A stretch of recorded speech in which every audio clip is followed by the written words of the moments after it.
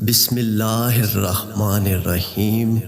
السلام علیکم دوستو، آپ دیکھ رہے ہیں ہمارا YouTube channel S for you. امیر المومنین حضرت عمر فاروق رضی اللہ تعالی عنہ کی عدالت عالیہ میں ایک مقدمہ پیش ہوا تو خوبصورت نوجوان ایک نوجوان کو پکڑ کر حاضر ہوئے اور فریاد کی، اے امیر المومنین، اس نوجوان نے ہمارے بوڑھے باپ کو قتل کر دیا ہے، اس ظالم قاتل سے ہمارا حق دلوائیے۔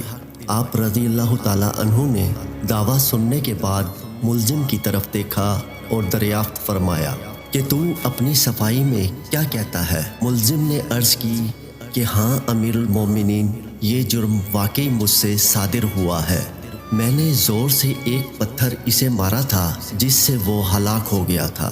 فاروق اعظم نے فرمایا، گویا تو اپنے جرم کا اقرار کرتا ہے؟ ملزم نے کہا، ہاں امیر المومنین، یہ جرم واقعی مجھ سے صادر ہوا ہے۔ آپ نے فرمایا، پھر تو تم پر قصاص لازم ہو گیا اور اس کے عوض تمہیں قتل کیا جائے گا۔ ملزم نے جواب دیا، آقا، مجھے آپ کے حکم اور شریعت مطہرہ کے فتوے سے انکار نہیں، البتہ میں ایک گزارش کرنا چاہتا ہوں۔ ارشاد ہوا، بیان کرو۔ عرض کی کہ مجھے 3 دن کی مہلت دی جائے، 3 دن بعد میں خود حاضر خدمت ہو جاؤں گا۔ عظیم قائد نے کچھ دیر سر کو جھکا کر سوچا، کافی دیر غور و فکر کرنے کے بعد سر اٹھایا اور فرمایا، اچھا یہ بتاؤ تمہارا ضامن کون ہوگا تاکہ تم واقعی اپنے وعدہ کو ایفا کرنے کے لیے تیسرے دن عدالت عالیہ میں حاضر ہو کر خون کا بدلہ خون سے دو گے؟ حضرت عمر فاروق رضی اللہ تعالیٰ عنہ کے اس ارشاد پر اس جوان نے پر امید نظروں سے حاضرین مجلس کا جائزہ لینے کے بعد حضرت ابو ذر غفاری رضی اللہ تعالیٰ عنہ کے پرنور چہرے پر نگاہیں گاڑتے ہوئے اشارہ کر کے کہا کہ یہ میری ضمانت دیں گے۔ خلیفۃ الرسول نے ان سے دریافت فرمایا تو انہوں نے کہا، بے شک میں ضمانت دیتا ہوں کہ یہ نوجوان 3 دن بعد تکمیل قصاص کے لیے عدالت میں حاضر ہو جائے گا۔ اس ضمانت کے بعد ملزم کو چھوڑ دیا گیا۔ 2 دن گزر گئے اور تیسرا دن آ گیا۔ جلیل القدر صحابہ اور مشیران خلافت دربار میں جمع ہوئے، دونوں مدعی بھی آ گئے۔ حضرت ابو ذر غفاری رضی اللہ تعالیٰ عنہ بھی آ گئے اور ملزم کا بے قراری سے انتظار ہونے لگا۔ جو وقت گزرتا جا رہا تھا، صحابہ کرام کا اضطراب بھی بڑھتا جا رہا تھا، کیونکہ ملزم ابھی تک نہیں پہنچا تھا اور وقت قریب آ رہا تھا۔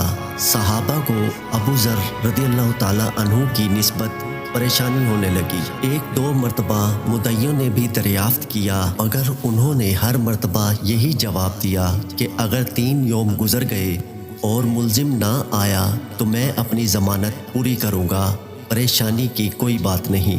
جب حاضرین پریشانی کی انتہا پر پہنچ گئے اور دہلا دینے والے انجام کے تصور سے سہم گئے کہ اچانک ایک طرف سے ملزم دربار میں آ حاضر ہوا۔ اس کا جسم پسینے سے شرابور تھا، چہرے پر گرد جم چکی تھی، مسلسل بھاگنے سے اس کی سانس پھول گئی تھی۔ اس نے آتے ہی سلام کیا، عرض کی، اللہ تعالیٰ کا جو حکم ہے بجا لایا جائے۔ آپ رضی اللہ تعالیٰ عنہ کے دریافت کرنے پر ملزم نے بتایا کہ میں ایک امانت والے کے سپرد کرنے گیا تھا۔ واقعہ یوں ہے کہ میرا ایک چھوٹا بھائی ہے، والد فوت ہو گیا اور مرنے سے پہلے اس نے میرے پاس میرے چھوٹے بھائی کے لیے کچھ سونا رکھا تھا اور وصیت کی تھی کہ جب وہ جوان ہو جائے تو اس کے سپرد کر دینا۔ میں وہ سونا ایک جگہ رکھ آیا تھا جس کا صرف مجھے ہی علم تھا، اس لیے میں وہ سونا اس کے سپرد کرنے گیا تھا۔ الحمدللہ میں نے امانت اس کے سپرد کر دی جس کی وہ تھی۔ امیر المومنین رضی اللہ تعالیٰ عنہ نے ابو ذر غفاری رضی اللہ تعالیٰ عنہ سے پوچھا کہ آپ نے اس کی ضمانت کیوں دی تھی؟ کیا یہ آپ کا واقف تھا؟ انہوں نے کہا کہ میرا اس سے کوئی تعلق نہ تھا، صرف یہ بات تھی کہ جب اس نے پر امید نگاہوں سے میری طرف دیکھا تو مجھے خیال آیا کہ اگر بھرے مجمع میں بھی میں اس کی ضمانت نہ دوں تو کل قیامت کے دن اللہ رب العزت کے سامنے شرمندہ ہونا پڑے گا کہ اتنے آدمیوں میں سے کوئی بھی اس کا ضامن نہ بن سکا۔ میں نے اس کی ضمانت دی، حالانکہ میں اسے بالکل نہ جانتا تھا، نہ مجھے یہ معلوم ہے کہ یہ کہاں رہتا ہے۔ بس اس کی ظاہری شرافت نے مجھے یقین دلا دیا تھا کہ یہ وعدے کا پکا ہے، اور میں نے ضمانت دے دی۔